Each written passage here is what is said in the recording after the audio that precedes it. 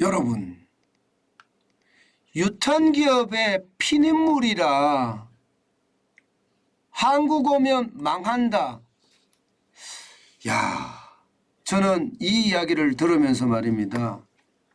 예, 왜 그렇지 하는 의문 당연히 가질 수밖에 없었습니다.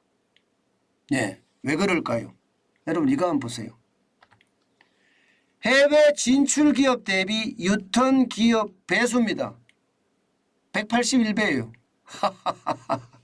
그러니까 유턴 기업은 찔끔찔끔 들어오는데 해외로 진출하는 기업은 어마어마하게 많다는 이야기입니다. 181배만큼 말입니다. 야, 진짜 장난 아니죠. 여러분 유턴기업 보세요. 지난 2014년부터 해외에 나가 있는 유턴기업들 한국으로 끌어들이자. 그래서 한국 시장에서 일자리를 많이 만들자. 이렇게 이야기한 분들 진짜 많거든요. 국가 지도자라는 분들은 다 똑같이 이야기했습니다. 그런데 실적은 형편없거든요. 2014년에는요. 15개 업체가 들어왔고요. 2015년에는 2개 업체. 그리고 2016년에는 10개 업체예요. 2017년은 4개. 2018년에는 2개, 8개입니다. 예, 문재인 정부 들어와서 좀 많이 늘어납니다. 2019년에 14개, 2020년에 23개, 그리고 2021년에 22개예요. 올해는 8월까지 19개였습니다. 문재인 정부 들어와서 많이 들어왔죠. 들어왔으나 나간 기업에 비하면 이것은 세 발의 피라는 겁니다. 나간 기업은 얼마나 나갔느냐. 당장 보시자고. 2021년 26개였죠. 2021년 2323개입니다. 엄청나죠. 2323개입니다. 뭐 나가는 기업이 훨씬 더 많다고 이야기할 수가 있습니다. 이것도 해외에 신설되는 법인만 그렇고요. 실제 말입니다. 실제 올해 상반기에 해외에 설립된 한국 기업의 신규 법인 수는요.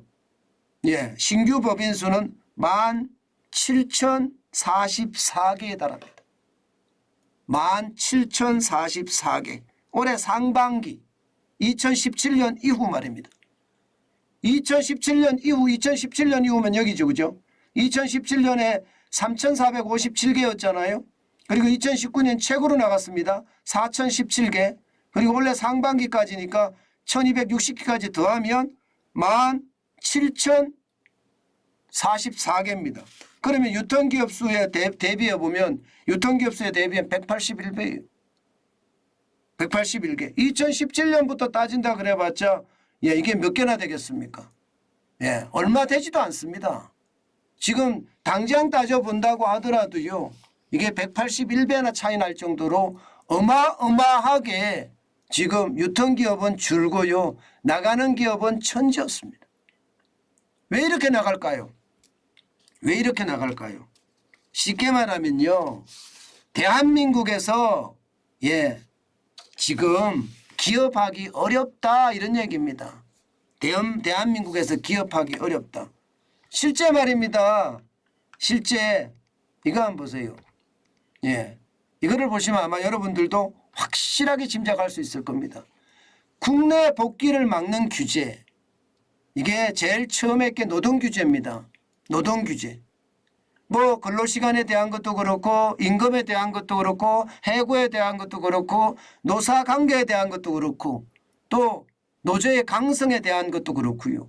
실제 대답하는 것을 보면 29.4%가 노동규제 때문에 못 들어온다예요. 이게 기울어진 운동장이라고 말씀을 드렸잖아요. 기울어진 운동장. 그러니 심각하다 이렇게 느낄 수가 있는 겁니다. 게다가 세제. 법인세가 24.5%나 됩니다. 지금 더불어민주당하고 국민의힘하고 합의한 게 법인세 1% 낮추는 데 거쳤거든요. 지금 기업들은요. 법인세 더 낮춰 주려는 거예요. 지금 이대로는 한국에서 기업 못한다는 이야기입니다. 이것을 보면 제가 느끼는 건 그거예요. 우리나라는요. 정부가 기업을 쫓아내는구나 이런 생각 듭니다. 게다가 환경규제 보세요. 16.7%고요. 수도권 및 입지 규제가 13.1%, 안전보건규제가 8.5%예요. 안전보건규제의 대표적인 게 뭡니까? 중대재해기업처벌법이죠. 만약에 기업에서 무슨 일을 하다가 사망사고가 발생을 하면 그 기업은 문을 닫아야 됩니다. 그 기업의 CEO는 구속이 되고요. 상황이 그렇습니다. 게다가 인허가라든가 지자체 규제도 4.9예요. 굉장합니다. 이거. 생각했던 것보다 굉장히 다르죠. 예, 지금 보면 말입니다. 예, 모두가 한국에서 기업하기 굉장히 힘들다 이렇게 이야기하고 있는 겁니다. 제가 일본 경제연구센터에서 내년에 대한민국의 1인당 GDP가 일본을 넘어선다. 그리고 말입니다. 2035년이 되면 일본하고는 격차를 훨씬 많이 벌린다. 예, 우리는 6만 달러에 달하고 일본은 4만 달러에 그칠 거다. 뭐 이런 전망 보고서 제가 설명드렸습니다. 그런데 거기에 비추어 보면 우리 상황은 진짜 좋지 않습니다. 노동규제, 세제, 환경, 입지, 여기에다가 안전, 지자체 규제까지 어마어마한 규제가 한국 기업을 대한민국으로 다시 끌고 오는 거, 해외 공장으로 대한민국에서 끌고 오는 거 불가능하다는 이야기잖아요. 그러면 이게 이대로라면 일본경제연구센터에서 이야기한 것처럼 우리가 일본을 월등하게 앞서갈 수 있을까요? 쉽지 않습니다. 오히려 말입니다. 이거 잘못 다루면요. 잘못 다루면 오히려 대한민국이 꼬꾸라질 수도 있다는 거 반드시 알아야 됩니다. 꼬꾸라지면 인정사정 없이 꼬꾸라집니다. 왜 꼬꾸라지느냐? 여러분 규제가 너무 많으니까 실제 말입니다. 여러분 우리나라 기업들은요. 해외 공장을 두고요. 해외에서 바로 수출합니다. 바로. 한국에서는 헤드쿼터를 놔두고 말입니다. 본사를 놔두고. 실제 말입니다. 그렇게 늘어나는 거 한번 보세요. 굉장합니다. 해외에서 직접 생산해서 수출하는 액수를 보세요. 2017년에는 121억 9,310만 달러였습니다. 그런데 2021년 보세요. 221억 3,470만 달러입니다. 100억 달러가 늘어났습니다. 100억 달러가. 아마 올해도 더 늘어나면 더 늘어났지 덜 늘어나지는 않을 거다예요. 왜냐하면 올해 상반기까지가 119억 2,580만 달러니까요. 결국 말입니다. 국내에는 공장이 안 들어오고 해외에 머물면서 해외에서 해외로 수출한다.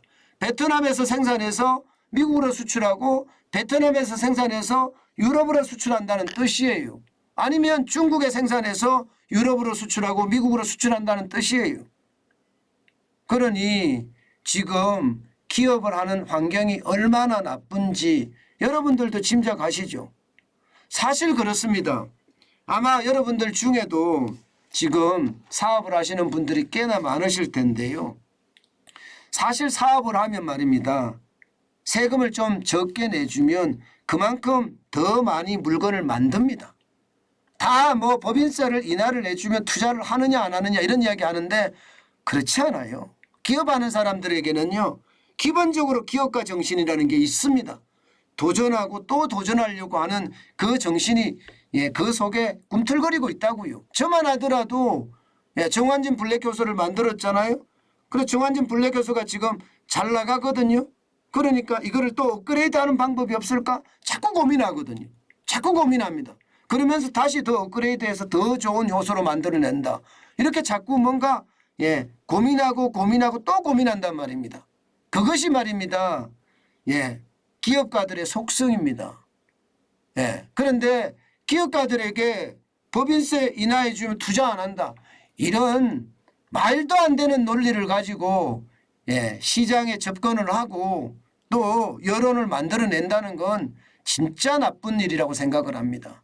오죽했으면 여러분 중개 무역의 순수출이 이 정도가 될까요? 사실 말입니다. 지금 윤석열 정부는 굉장히 큰 책임을 안고 있습니다. 예, 규제를 강력하게 해제해야 돼요. 예, 이 강성노조가 노동운동을 하는 것을 막을 수는 없어요. 막을 필요도 없고 막아서도 안 됩니다. 그러나 법의 테두리 안에서 원칙 안에서 이게 파업을 하고 내 주장을 해야지 법을 벗어나서는 안 되잖아요. 이거 다시 바로 잡아야 됩니다. 그래야만 대한민국이 다시 설 수 있다고 저는 생각을 해요. 특히 말입니다. 여러분 보세요. 뭐 규제 해제한다 하지만 실제 말입니다. 2018년에 규제 개혁에 대한 체감도 97.2에서요. 2021년에 92.1로 떨어졌습니다. 찔끔 떨어지고 말았어요. 찔끔. 규제 개혁 만족도는요. 최악이에요. 15.1%에서 7.8%예요. 그러니까 문재인 정부의 규제 개혁은 없었다. 뭐 이렇게 이야기할 수가 있다고 보면 되겠죠. 그만큼 말입니다. 지금 기업들은요. 기업하기 나쁜 나라다. 윤석열 정부가 기업하기 좋은 나라. 민간 주도 성장이라고 했으니까 기대를 해보는 거죠. 그렇지만 이번에 법인세 인하를 하는 것을 보면서 기업인들이 많이 실망했던 것도 사실이에요. 저는 이대로 가면요. 우리 기업 진짜 힘들어진다. 저는 그 말을 할 수밖에 없습니다. 왜냐고요? 여러분 진짜 한국 오면 망한다. 그 지표를 제가 하나 보여드리겠습니다. 여러분 이거 보세요. 이거를 보시면 아마 절감하실 겁니다. 절감. 2016년도만 하더라도 우리는 유통기업이 10개였죠. 미국은 267개였습니다. 미국은 267개. 그런데 2021년 보세요. 2021년을 보면 말입니다. 놀랄 노짜입니다. 2021년에는 26개고요. 미국은 1844개예요. 1844개. 그런데 2014년부터 시작을 해서 지금 2021년까지 기준으로 봤을 때 대한민국은 102개가 들어왔고요. 미국은 6,839개가 들어왔습니다. 대한민국이 제조강국이라면서요. 대한민국이 제조강국인가요? 아니잖아요. 이 지표를 보면 한국 오면 망한다는 말이 되는 거예요. 오히려 말입니다. 미국으로 가자는 거예요. 실제로도 그렇잖아요. 삼성의 반도체 공장들 미국으로 가지고 있죠. 그러면 반도체 공장이 가면 반도체와 관련된 중소기업들 다 따라서 갑니다. 다 따라서 갑니다. 현대자동차 전기차 공장 짓는다고 하잖아요. 조지아주에. 조지아주에 주면 어떨까요? 지면 또 다 많은 기업들이 따라갑니다.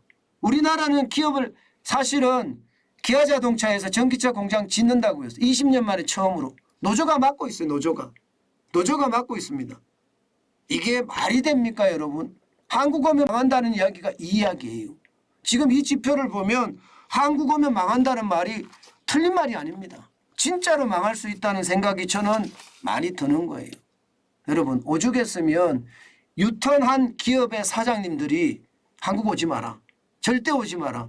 한국은 말뿐이다. 정권이 바뀌면 또 바뀌기 때문에 이게 오는 순간 망했다고 생각을 하면 된다. 이렇게 이야기하시는 분들도 진짜 많습니다. 진짜 많습니다. 유통기업 대표 중에 말입니다. 회사를 거성인가요? 거성 컴프레셔. 칭다오에 있는 그 거성 컴프레셔 회사가 2015년에 한국에 왔습니다. 그리고 와서 말입니다. 결국 그 사장님은 망해서 지금은 일용직을 하고 있다고 해요. 일용직. 사장님이 망해서 말입니다. 말은 투자를 많이 해준다고 하지만 이게 특히 관료들이 굉장히 늦게 대응을 하고요. 또 정권이 바뀌면 바뀌는 데 따라서 기업의 정책이 확 바뀌니까 기업들이 버티지 못한다는 겁니다. 여러분 제가 한국에 와야 되겠죠. 한국에 안 오면 되겠습니까? 당연히 와야 되겠는데 올 수 있는 환경 저는 윤석열 정부가 만들어줘야 된다고 생각해요. 제가 유튜브를 하면서 그런 이야기 저는 많이 할 생각입니다. 사실 말입니다. 해외에 나가 있는 공장이 우리나라로 돌아오면 말입니다. 진짜 좋아질 거예요. 당장 말입니다. 여러분들의 일자리가 더 생겨요. 일자리가 더 생기면 소득이 더 생긴다는 이야기잖아요. 소득이 더 생기면요. 당장 말입니다. 내가 쓸 돈이 많아집니다. 쓸 돈이 많아지면 소비가 진작이 되고요. 소비가 진작이 되면 경제가 선순환으로 돌아갑니다. 그래서 저는 기업들이 대한민국에 빨리빨리 많이 와야 된다고 생각해요. 미국으로 자꾸 도망가지 말고요. 그러려 그러면 기업을 하기 좋은 환경을 만들어주는 것, 저는 단시간에 아주 필요한 조치라고 저는 생각을 합니다. 그렇지 않고 말입니다. 지금처럼 나하고 상관없다는 식의 지도자들의 생각, 나는 뭐 위기가 아닌데 이런 생각을 한다면 우리 경제는 꼬그라질 거예요. 저는 그게 두렵습니다.